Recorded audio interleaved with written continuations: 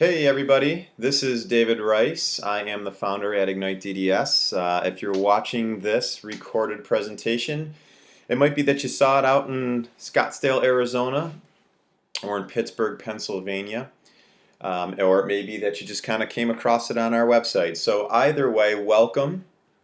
We're going to talk a little bit about dentistry and the dating game here. So we're going to do a little abridged edition. Feel free to chime in the forum and ask any questions you want. We can take any and all of this to a deeper level, which we are doing at some schools. But let's talk about what we know. Most dentists look at this image and they think this is what defines success. You know, we're taught in school, we're taught our whole lives that the clinical world of dentistry is what's really going to define us as a clinician. It's going to define how many patients come to us and see us. But at the end of the day, what's on this slide today is important. You know, walking your clinical talk is valuable. Your patients deserve it. You deserve your best as well. But it's not quite as important as you think it is. So if you look at this, there's a lot of things that we all think about and a lot of things that your faculty tell you all the time. So on the top left, you've got an image of CEREC. CEREC is one of the CAD/CAM systems out there.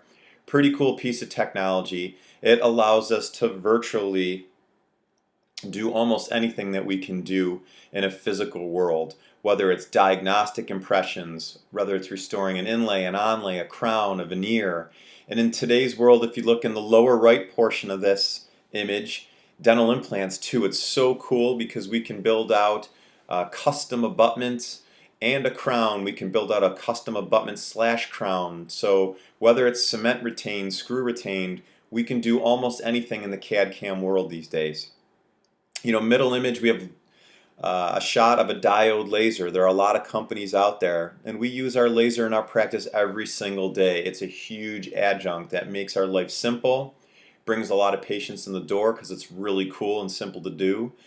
But again, it's a piece of technology, and really it's a tool to get us from, you know, A to B. Top right hand image in there is a patient that I worked on, gosh, about 10 years ago now. Ivoclar Vivadent, really awesome company and a huge supporter of Ignite. They make a product called Emax. So when Emax was first being tested, they called us up and said, hey, we've got this model. He's a good looking guy, but we need him to have some good looking teeth. Would you help us out? We said sure, because that's in my clinical world what we do all day, every day. And this gentleman, we restored 7 through 10 and 23 through 26. And you can see he's got great harmony with his restorations into an existing dentition. He was a happy guy. We were happy guys. Ivoclar Vivadent, they were happy, and everybody won. And then in that lower left portion is actually someone who works for me. That's Lori. She's an office manager on our team. And she's got some really great Empress veneers. Empress is another Ivoclar product that I've known and loved for a long time. And that case is actually about 17 years old. That's an image of Lori a lot of years after we did it. So you can see that whether you're using veneers, you're doing crowns, you have great technology, there's a lot of cool stuff in dentistry where we need to walk our talk. But at the end of the day, when you look at all those things, I'm here to tell you that the number one reason we succeed in our private practice has nothing to do with clinical dentistry. As cool as all of that is, that's not what makes us successful or unsuccessful, because a lot of people can purchase technology. A lot of people can get really good at building beautiful teeth. A lot of people can have a wonderful office to work out of. What's going to really make a difference is what's coming next. So this image, these people are a couple friends and a new friend. I was out in the Phoenix area, and they had a First Friday, which is a really cool event. Most cities have them. Revolves around the art world, of course. There's music, there's paintings, there's dance, all aspects of art. And this young lady, the one on the right-hand side of the image, her name is Ariel. Super cool girl. The young lady who's in the middle and the gentleman on the left are actually two friends of mine, Bob Davis and Tanya. And we spent the night out on the town on this really cool bicycle of sorts. It seats 7 people, everybody pedals, and Ariel, who owns this company, kind of steers this ship. But this image really is kind of a microcosm of, dentistry and the dating game and who gets the date. So what I experienced that night was kind of fascinating. Bob on the left is a pretty analytical guy. So when he saw Ariel on this bicycle, he was intrigued and he wanted to know how it worked and how long she's had it and how many people ride this bike per day and how does she run her business and how are we going to all pedal and make this thing go in the direction we want to go to. So he had a lot of questions. He was kind of diving in deep on many different levels. A lot like many dentists are. We're very analytical people. We really want to look into every aspect of things. We want to do our research. We like to do our homework. We have a lot of technical questions revolving around any topic that we deal with. Now, Tanya in the middle, totally different. As soon as she saw this bike as we were walking down the street, she was the person who ran down the street because she saw something really cool.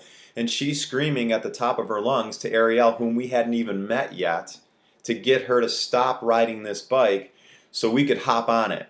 Because what she wanted to be is the center of attention on this bike riding down the street through all of these people who were enjoying First Friday.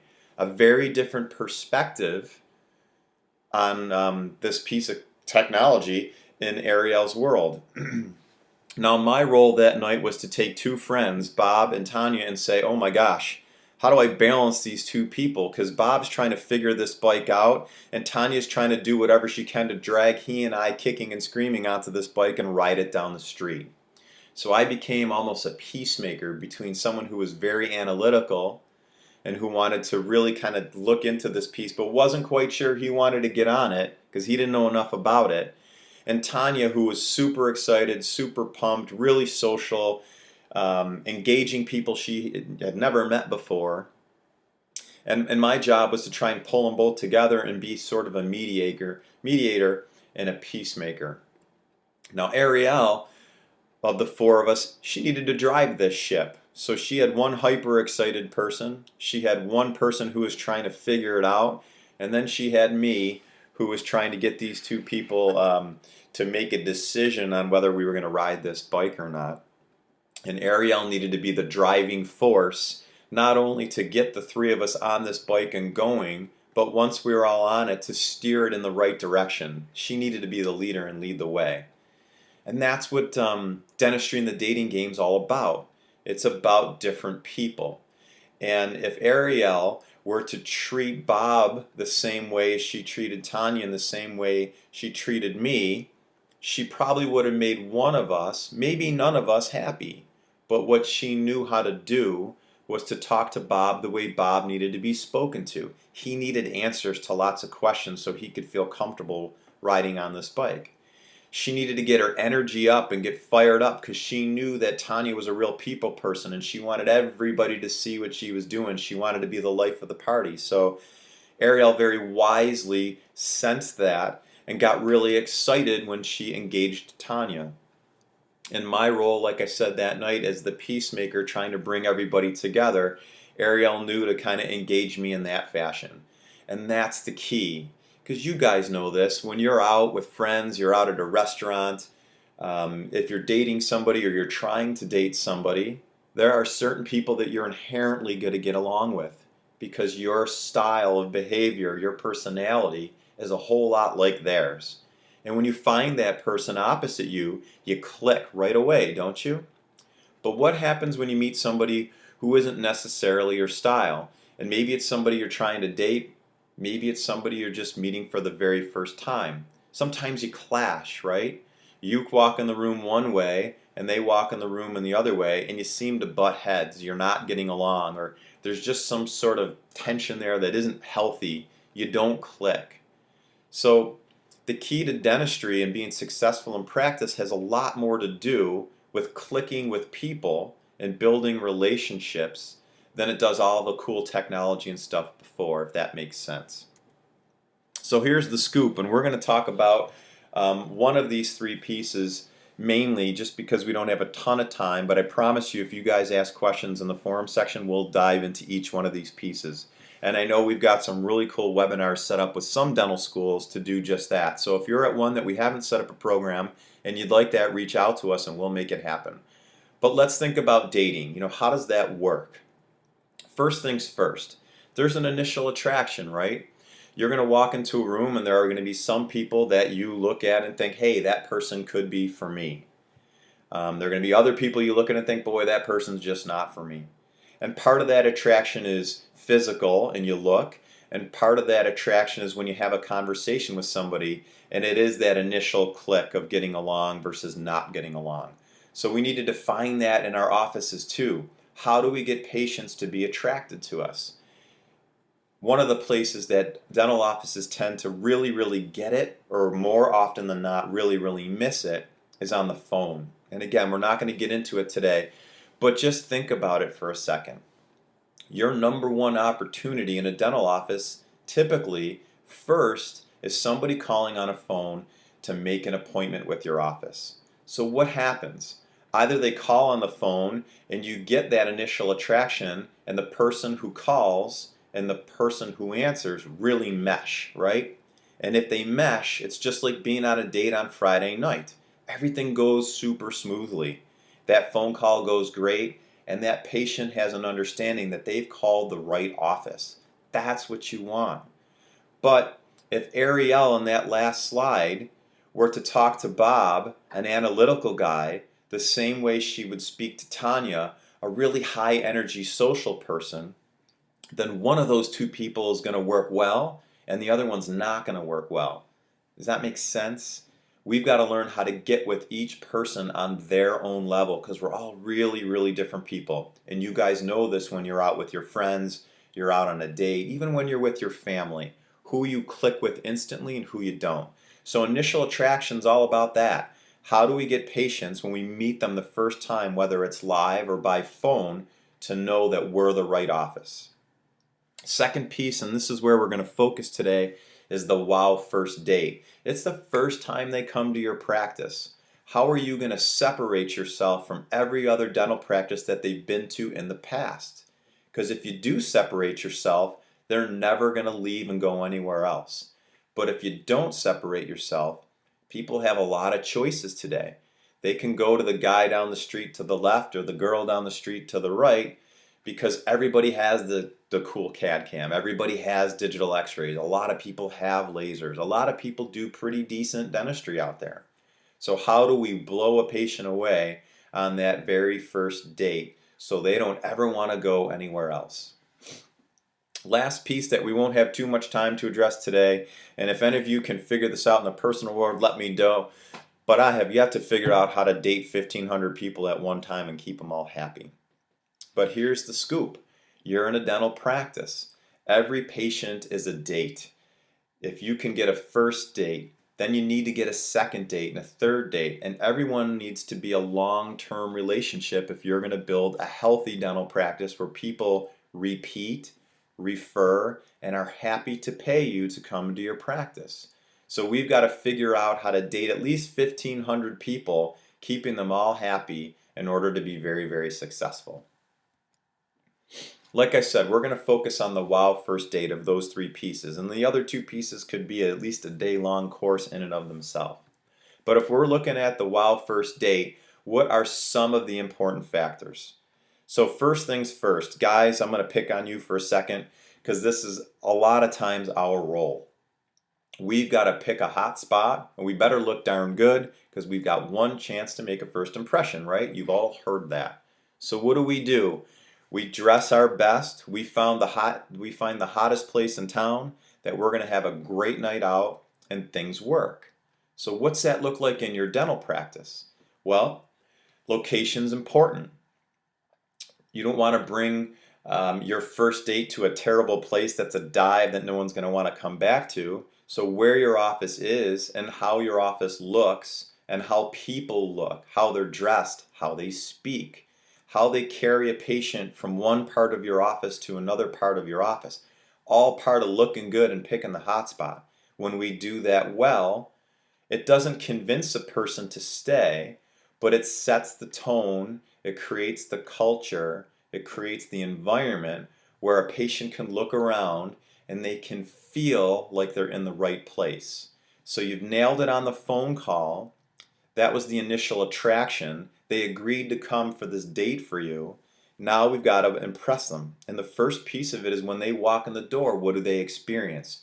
Do they look around and think, wow, I am in absolutely the right spot? Do they meet the first person, the second person in your office and think, wow, these people are different than any other dental practice I've ever walked into before? If the answer is yes, you and I are in great shape. And if the answer is no, then automatically we've set ourselves up for something we have to overcome. And you guys know in life that when we have hurdles to overcome, the game gets harder. You're out on a date and things are going well, they tend to continue to go well on the rest of that date, and then you get a second and a third. But if on the first date it doesn't go very well, how often do you get a second date, right? Everybody tells you what a wonderful time it was. You hug, you say goodnight, and that's the last time you hear from that person. All of a sudden their numbers changed. So what's the second piece of this? And this is where we're going to focus our time on today. I call that preheat. Works the same in the dating world and the dental world. So what's preheating in the dating world? Guys or gals, whoever's setting up this date, it's all about what you do ahead of time to make that date special, right? If you made a date with somebody on Wednesday for Saturday night and you never talked to them in between, probably you haven't set up Saturday night so well.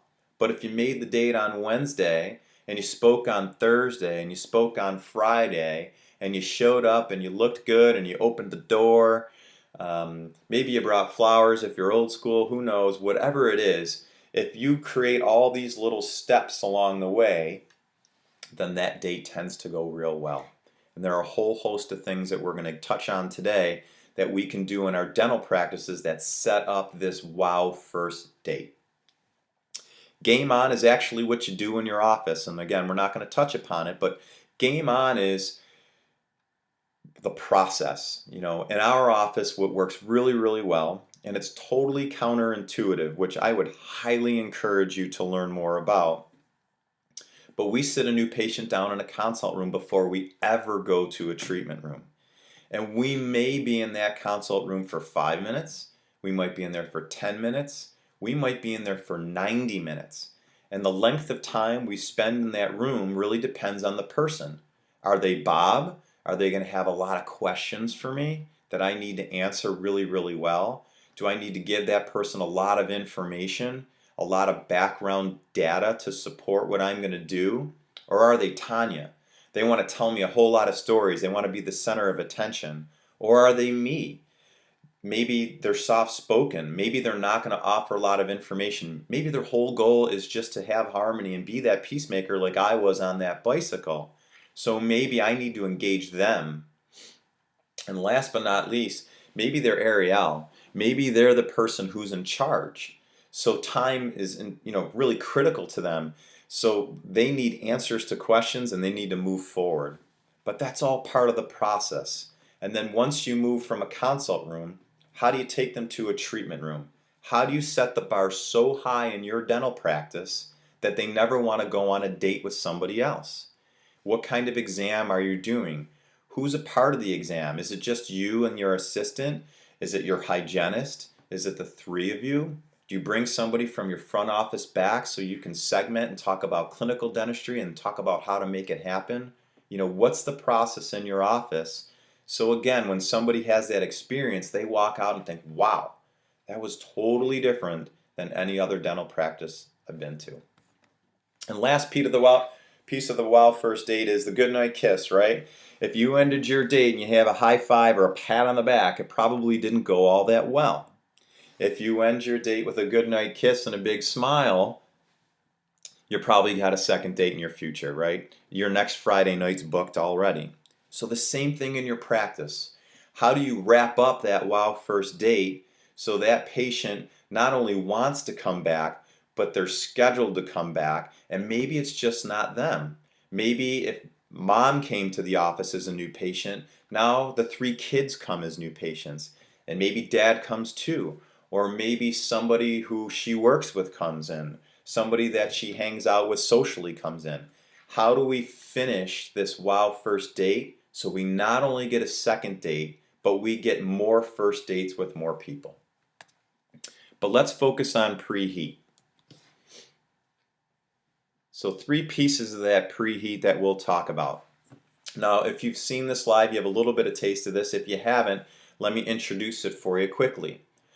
SWOT, disc, and match. These are 3 things that people focus on in the practices that really elevate them to the status of the top 5% in dentistry.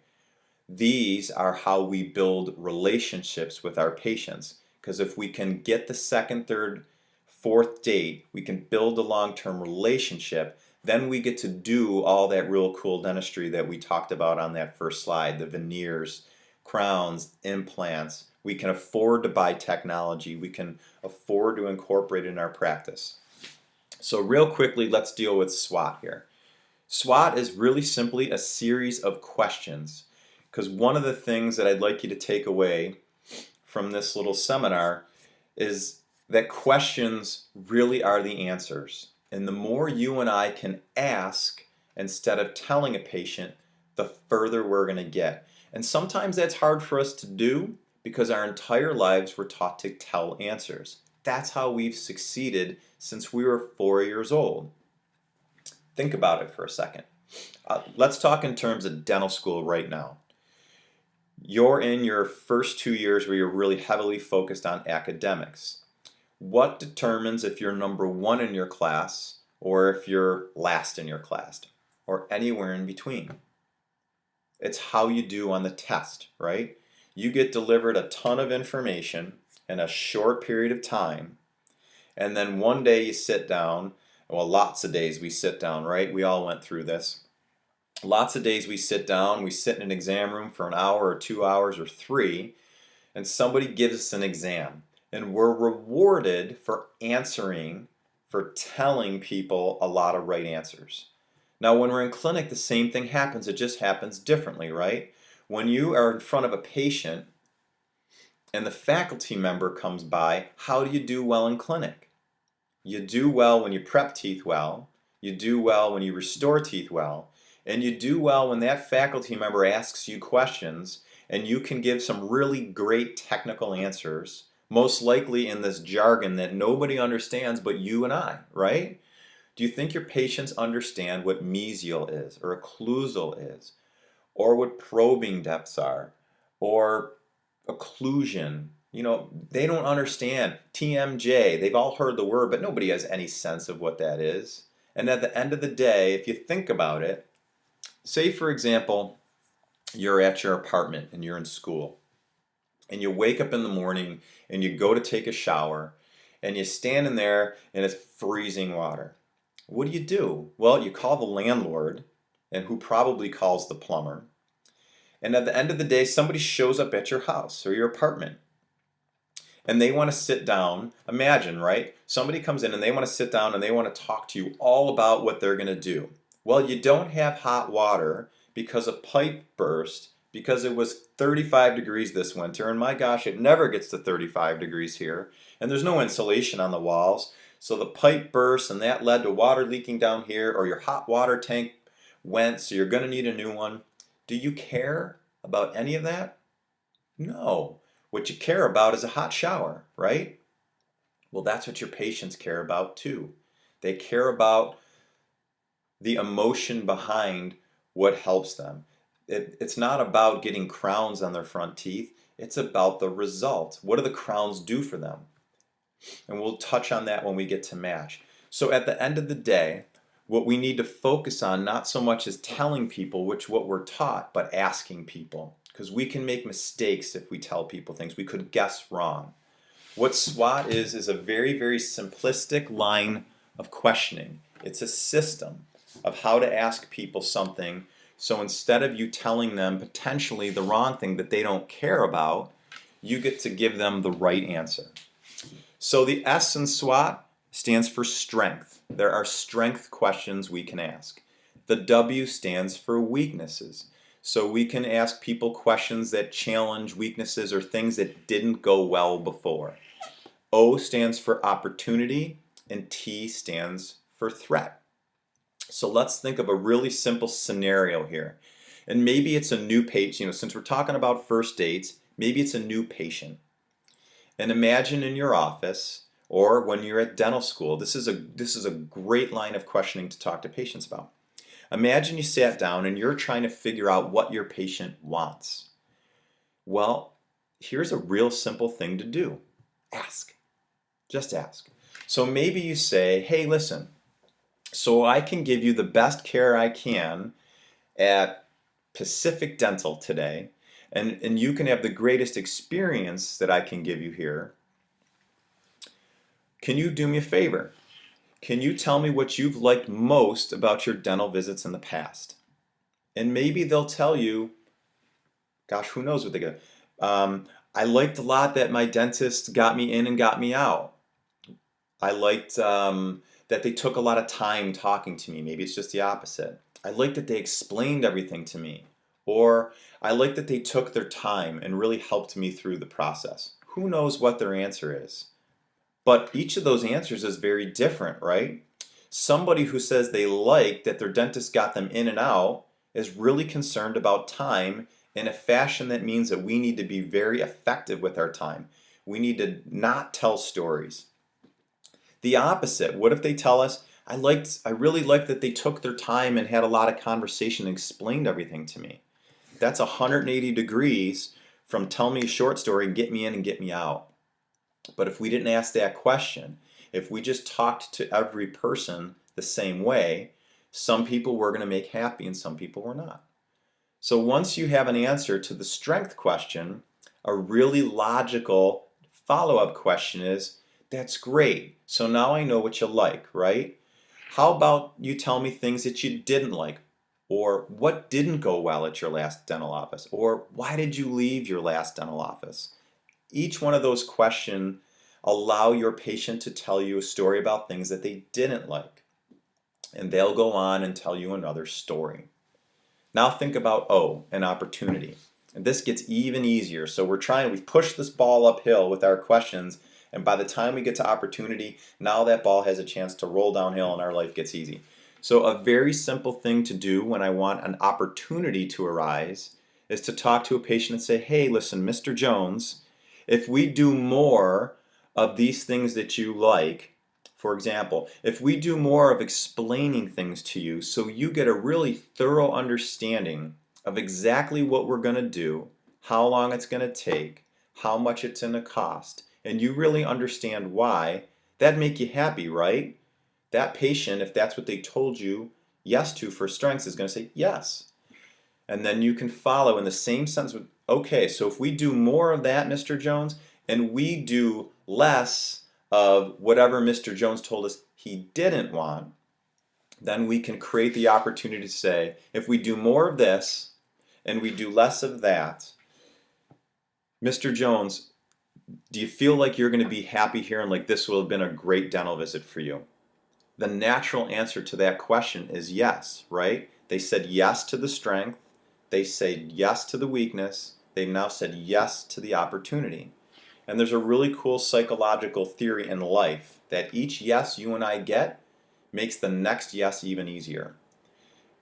Threats is the last piece. So we've talked about what they like, what they don't like. If we do more of what they like and less of what they don't like, they're going to do what we ask. So threats just about saying, if we do all that, is there anything that would stand in the way of you going ahead with treatment we'd recommend? It's simply saying, is there anything else I missed? Is there something you didn't tell me yet that you'd like to tell me? And the beautiful part about SWOT is I didn't need to answer anything. I didn't need to guess on anything. I simply asked 4 questions, maybe 5 or 6 questions that lead to what they like, what they don't like, us doing more of what they like and less of what they don't like, and then anything else standing in the way. It's really powerful stuff. So I'm going to skip down to match for a second because DISC is where we're going to live for the rest of this presentation. Match is real simple. At the end of the day, what we're trying to learn is the emotion behind why your patient's making a choice. I alluded to that earlier when I talked about the 6 crowns or 6 veneers, why somebody wants to have a nice smile. Now in our office, match stands for one of the 6 reasons that about 99% of your patients make choices based on. So the M in match stands for money. Some people are going to come to us and they're going to base their decisions emotionally on how much it costs. Now for some people it's going to be how much does it cost me today? For other people it's going to be avoiding, if I don't do this, how much could it cost me later on? So we want to figure out who's motivated by money. The A stands for appearance. Some of our patients are motivated by appearance. Those are cosmetically driven people. Now, if you're talking about whitening teeth or straightening teeth or veneers or crowns on front teeth, that's obvious to you and I, right?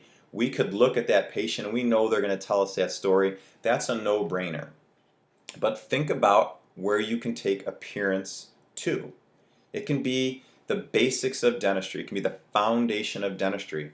Maybe they have periodontal disease and you're thinking, well, sure, they're going to pay for white teeth, but they're not going to pay all that money to get their gums healthy. But maybe not. Because what if we can relate their dentistry to what matters most to them? And if what matters most to them is appearance, and you know how to educate your patients, whether it's with an intraoral camera or a mirror, and you start talking about, say, a picture. Think about Thanksgiving for a second. And on Thanksgiving, you huddle your family together, and it's a pain in the neck, but everybody gets together and you take a nice picture, and then someday, mom, dad, aunts, or uncles, you show up at their house, and that picture's in a frame. So what if somebody mats that and puts it in a beautiful picture frame? Is it a nice looking picture? Absolutely. But what if they take that same picture and they put it in a half-broken, ratty old frame that's been dropped on the floor, or it's from the 1970s and it just, from a style standpoint, looks like garbage? Is the picture the same in the first scenario as the second? Right, it's not. It's a very different picture. So now imagine your patient is heavily motivated by appearance, and you start talking about their smile in reference to a picture, and their teeth are the family that you've huddled together, and everybody's dressed nice and looks nice, so the teeth need to look nice. But what if the gum tissue and their lips and everything else is the picture frame? It's a very simple analogy. It's a very simple analogy that somebody who's driven by appearance understands. So even periodontal therapy, even oral surgery, things that you and I don't necessarily inherently believe are important to a patient, they become really important to a patient when we know what matters most. So we've talked about M for money, talked about A as appearance. The first T is time. Some of our patients are really motivated by time. Maybe it's that they're always in a hurry, because that's who they are. And we're going to talk about in DISC, a behavioral style that time is really very valuable to. Maybe it's that they travel a lot, so they don't have time for something to go wrong. So it might not just be that instance of today. I need to get in, I need to get out, I need to get done. It might very well be, hey, I'm on a plane every single month for a week, and the last thing I have time for is for a tooth to break when I'm on my way to the airport. Or worse than that, when I'm out of town or I'm out of the country. I've got no time for something to go wrong. So money, appearance, time. The next T is trust. This is a big one. I promise you this, most dentists feel like their patients say no because they can't afford it. But the number one reason patients say no is because of trust. Money is a good excuse. Dental insurance is a good excuse because it's easier for a patient to say I can't afford something for them to look at you and I and say, Doc, I just don't trust you. So trust is a big motivator in the yay or nay department. C stands for comfort. A lot of our patients are motivated by being comfortable. They either don't want to be in pain or they just want life to be smooth sailing. So whatever we can do to keep life smooth sailing or keep them out of pain, that can be a very big motivator. And then the last one, H, is for health. So money, appearance, time, trust, comfort, and health. There is a huge movement over the last 5 years where dentistry and medicine come together. You guys have heard about the oral systemic link. There is a massive amount of patients out there who want to know that you and I understand that oral systemic link. And maybe they could care less about how their teeth look. Maybe they've got plenty of money to do their dentistry. Maybe they don't need to trust you. Maybe they've got all the time in the world, and maybe their teeth have never hurt them. Some of you guys and gals who've been in clinic already have seen some bombed out teeth that you can't imagine don't hurt people. But maybe none of those things matter. But maybe what does matter is that that patient's father or brother or sister had a heart attack at age 45 and died. Maybe health is really important to them. So understanding who that patient is and motivating their dental needs by their overall health becomes hugely powerful. So we talked about SWOT. We talked about at the end of all this MATCH, M-A-T-T-C-H. The third piece, this middle piece, is what we're going to talk about for the rest of this seminar, DISC. Here's the deal. DISC is one of many different assessments where we look at a patient's behavioral style. Now, technically, it doesn't mean personality. It simply means how they make decisions, how they behave in a given situation. Now, there's a few things you need to know.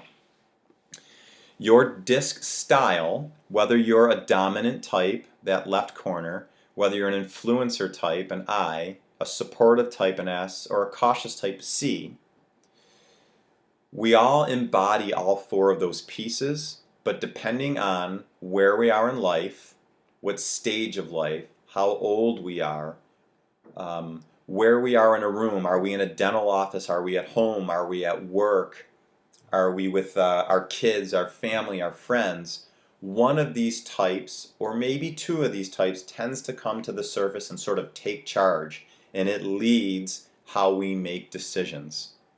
That's number one. Number two is really super important.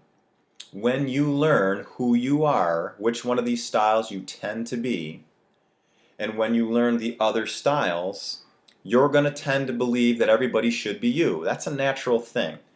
It's what we started with before. You walk into a room and you meet somebody and you instantly click. Do you want to know why you instantly click?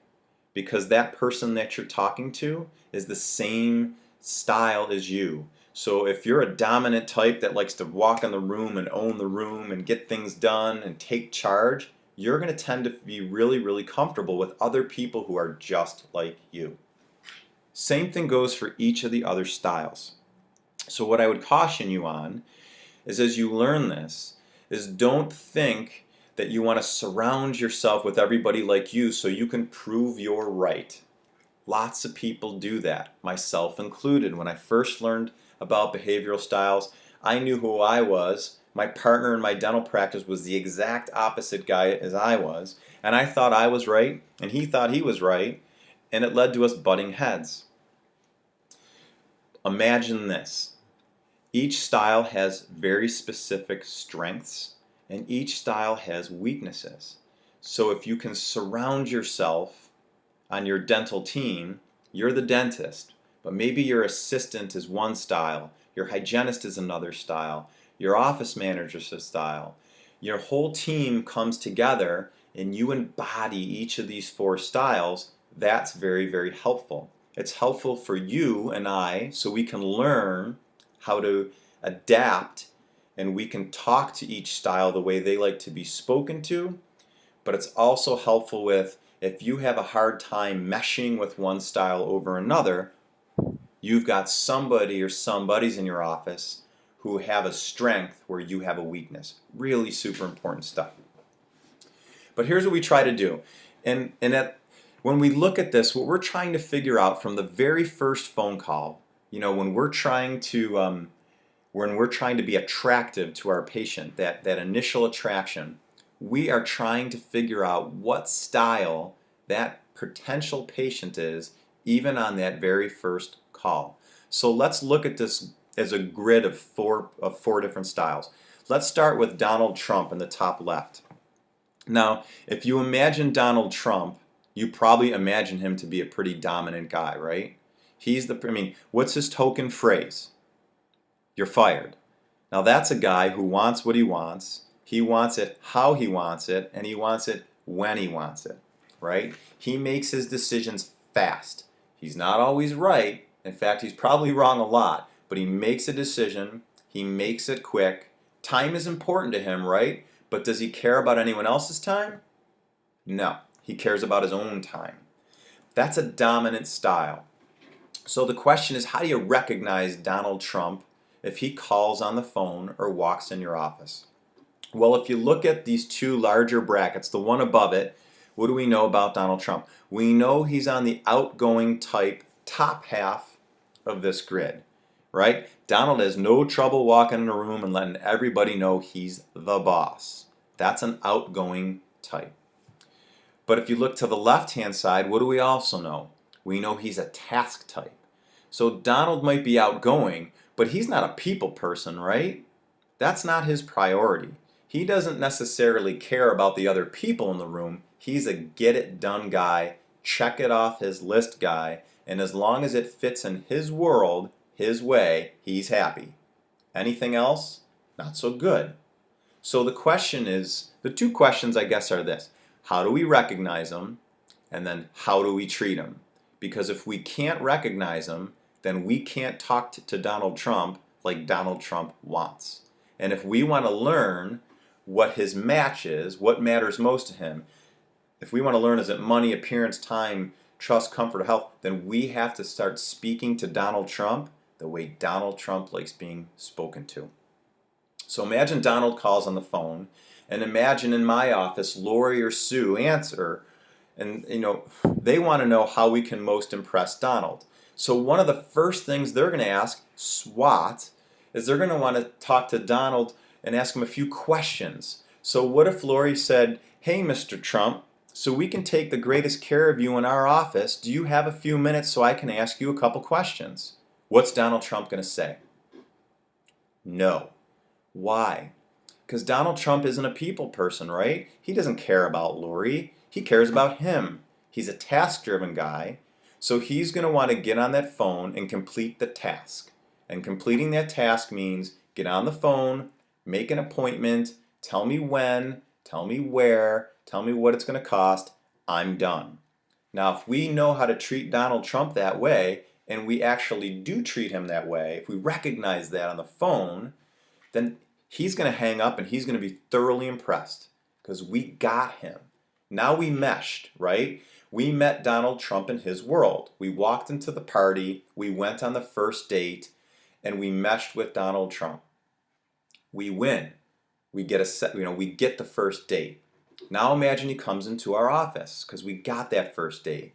Imagine when he walks in and we treat him the way he'd like to be treated. We're efficient with his time. In fact, we're not just on time, we're early and we're waiting for him. So we want to book him at times in our practice where you've got the greatest opportunities to succeed. So ask yourself this, if you've got someone whose biggest concern is time and not being late and you taking care of him and he doesn't care about anyone else, if there were 2 times of the day that you'd like to schedule him, what do you think those times would be? I'm thinking first thing in the morning because there's nobody in front of him, right? So I've got a really great shot that I can be standing, waiting out at our front desk to greet Donald Trump when he shows up at 8:15 for his 8:30 appointment. And do you think he's going to be blown away if we look at him and say, "Mr. Trump, we're so glad you're here. We know how important your time is to you and that you're a very busy man. Would you like us to get started early today?" Man, he's going to get all over that. So very different than treating Donald like maybe we would treat Paris Hilton, for instance. What do we know about Paris if we looked at her the same way we looked at Donald Trump? And I'm going to move ahead here. That's Donald. There's our friend Paris. So what do we know about Paris?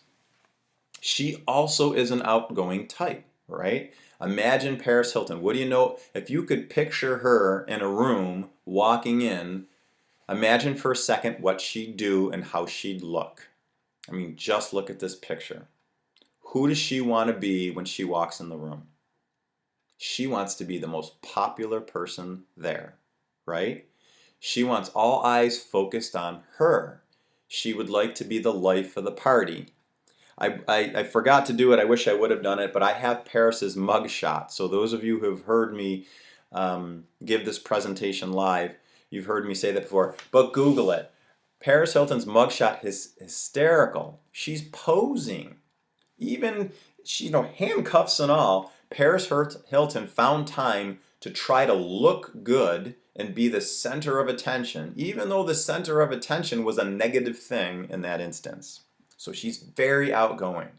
She's also a very people-driven person, right? That goes with being social. That goes with wanting to be the life of the party, which is why she got herself in so much trouble sometimes.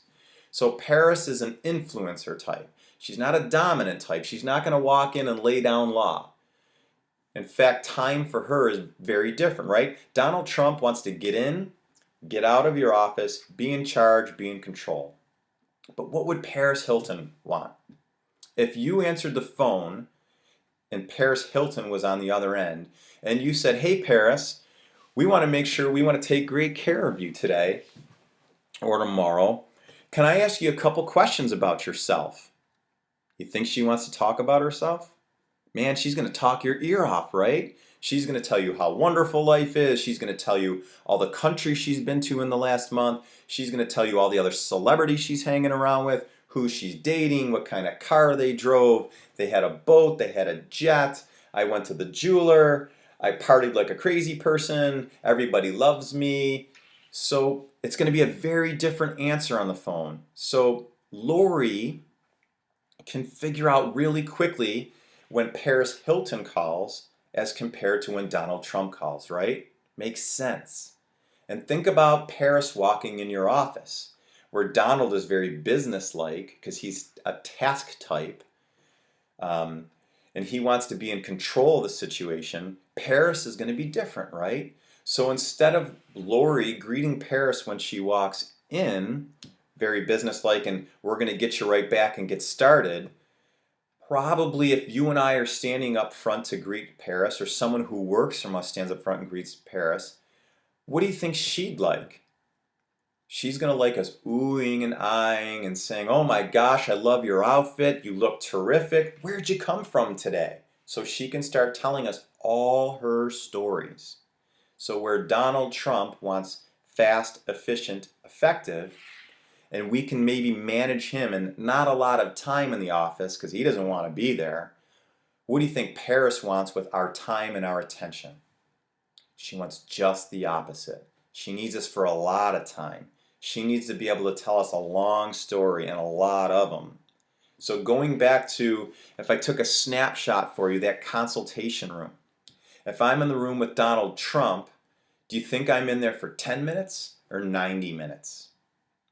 10, right? Now imagine you're in that room with Paris Hilton. How about her? Is she in that room for 10 minutes or 90 minutes?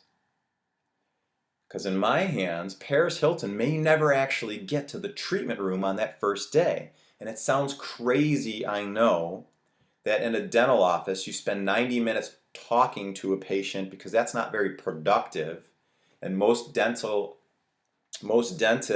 think, if I spent 90 minutes talking to somebody and I didn't even get to do an exam, I just lost $200, $300, $400, $500 for my time.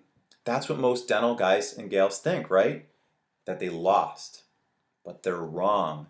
It's just the opposite. Imagine if you're willing to spend 90 minutes having a conversation with Paris Hilton.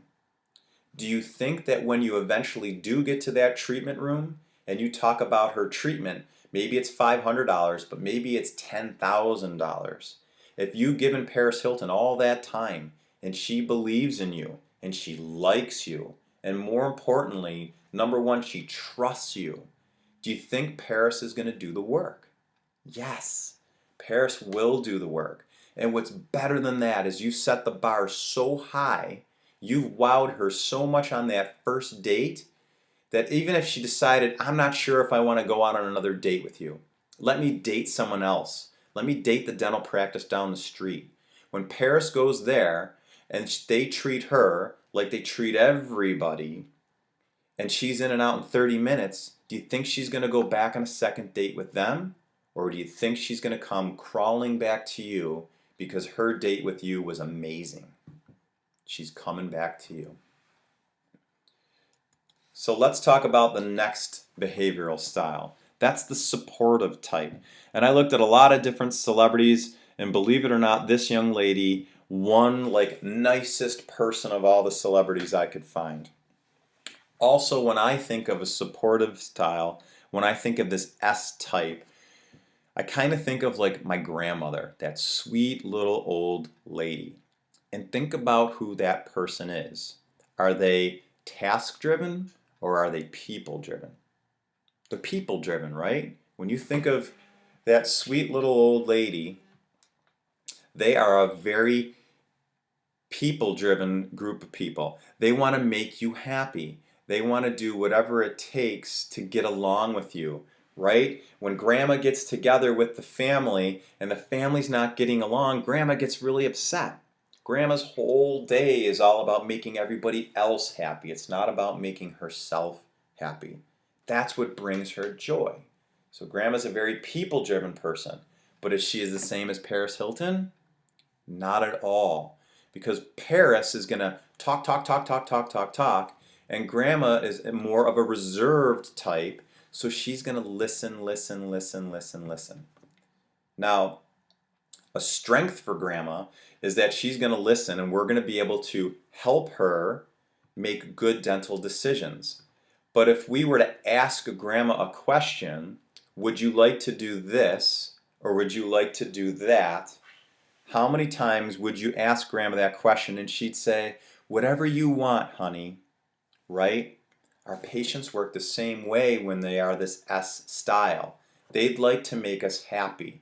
Now that's a strength for us when we recognize them, but it's a weakness for us if we don't, because we can confuse this supportive style if we give them too many choices. So imagine you're treatment planning this patient and you decide to do what you're taught to do in school, and you're going to have an A treatment plan, and that's ideal. You're going to have a B treatment plan because that's still pretty darn good. And then you're going to have a C treatment plan, right? Maybe this young lady walks in your office and she's missing 2 teeth. So the A treatment plan is 2 dental implants, and you're going to have to do some grafts, and you're going to have to put on some beautiful crowns, and that's the A treatment. Maybe the B treatment is a bridge. It's not bad, but is it as good as implants? No. Maybe the C treatment is a partial, right? So in dental school, we're taught to give people multiple plans. Now, Donald Trump's not going to like multiple plans because he wants to know that everything's going real smoothly and you know what the heck you're doing and time is valuable, right? But he doesn't want multiple plans for a different reason than this supportive type. This style, if you give multiple plans, imagine sitting down with your grandmother and saying, hey, let's go out to dinner. Would you like to go to Applebee's? Would you like to go to the local steakhouse, or would you like to go have seafood today? I don't know, honey. Where do you want to go? Right? Because that's the conversation. So you say, no, no, no. I want to bring you where you want to go. Where do you want to go? And by the end of it all, you're frustrated because she can't make a decision, and she's frustrated because she just wants you to make the decision for her. So identifying this S style and understanding that we need to guide them down the path is really, really important. But ask yourself this: how does this style feel about time? Do they need more of our time than Donald Trump or less? They need more, but they need it for a different reason than Paris does, right? Paris needs it so she can talk, talk, talk, talk, talk. This person needs it so we can let them know that everything's going to be okay. We've done this a lot of times. We're just going to tell you what to do, how to do it, and everything is going to be okay. So maybe it's a similar result, but for very, very different reasons. Why we have the conversations we have, super important. Last but not least, and you guys will recognize this style because a lot of us in dentistry are this style, the cautious type. This is that real analytical person, and Sheldon is probably, his character is the epitome of this guy. So what do we know about the cautious type? Well, similar to Donald Trump, these are very task-driven people. A lot of dentists are task-driven, right? It's why we get into dentistry. If there's a problem, we want to fix it.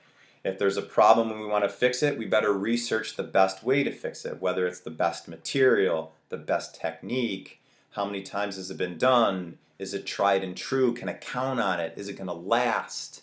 So that's a very task-driven, analytical style. And then the difference between Donald Trump and Sheldon is Sheldon's very reserved, right? He might ask a million questions or wait for you to ask a million questions or offer a lot of data. But he's not going to be the guy who walks in the room that is either the dominant person that takes it over. He's not going to be the cool guy. And he's certainly not going to be Paris Hilton. But he's also not going to be grandma, right? Because grandma walks in, she's going to want to make you happy. Sheldon's going to walk in to your office, and you're going to let him know that he needs a crown. And what's the analytical person going to do? If you are one, you know who you are. If you're not, you know this person. But the analytical person's going to say, why do I need a crown? They're going to want an explanation. And then when you've convinced them they need a crown, they say, well, what material is the crown going to be made out of? How long is the crown going to last? What happens when the crown goes bad? How will you fix it then? Do I need a new crown? Why can't you just put a filling underneath there? And they're going to want a million explanations for everything that we do. Now that doesn't make them wrong, just like it doesn't make Paris Hilton wrong, or Donald Trump wrong, or our grandmother wrong. It just makes everybody uniquely who they are. So when you think about it, it's this scenario here. It's the date. You know, what makes Bob Bob? And how did Ariel need to speak to Bob to engage him? What makes Tanya Tanya? And how did Ariel need to speak to Tanya to engage her? What made me in this situation? And what made Ariel Ariel? So when we speak to one another in the language that we like to hear, we end up getting a lot done. But in order to do that, we have to understand not only behavioral styles, but for the sake of this seminar, a big piece of it is we have to understand who everyone is. We have to recognize Donald Trump. We have to recognize each one of those styles, each patient for who they are. So when we have that initial attraction, we meet that person for the very first time, whether it's live or it's on the phone, we can click. Otherwise, if we treat everybody the way we'd like to be treated, which is the golden rule, right? That's what your parents taught you and my parents taught me. Treat everyone the way you'd like to be treated. But ask yourself this. I'm going to sneak back here. If we went to this and we treated each one of these 4 people the exact same way, what would happen? One of those 4 people would like us, right? The others would not.